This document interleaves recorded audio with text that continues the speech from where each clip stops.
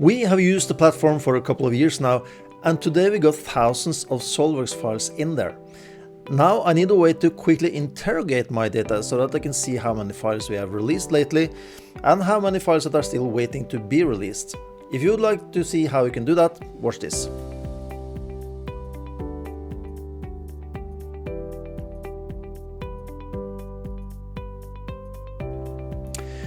Did you know that you can use a tags and drag a tag group out to create a widget of it? I have earlier talked about how to filter a search result by using tags and how to pin a search to a dashboard. Now you can actually combine the two, so let me explain how this works. So with this widget you can filter what you see in a dashboard tab. And not only filtering, you can use the widget to give you a graphical overview of the share of content belonging to a specific category or having a particular status.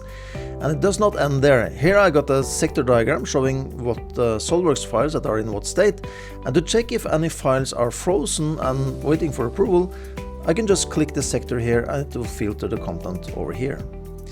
Easy to use, and it gives you a really good overview of different kinds of information related to your content.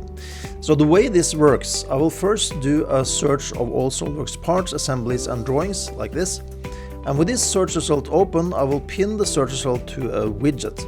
And with the widget now on the dashboard, I can activate the tags button up here. And then I go to my tags list and drag out a tag group like this. Let's pick the maturity states group. When I'm here, I will also drag out the widget showing who has edited what content. Now with my list of content and my tags, I can filter the content easily. So this is a fairly new addition to the 3DEXPERIENCE platform and might have gone under the radar for many people. In my opinion, it is a great tool to use to get information fast from large amounts of content, whatever it might be, 3D models, drawings, but also things like tasks and 3D markups. So that's it for today. See you next time.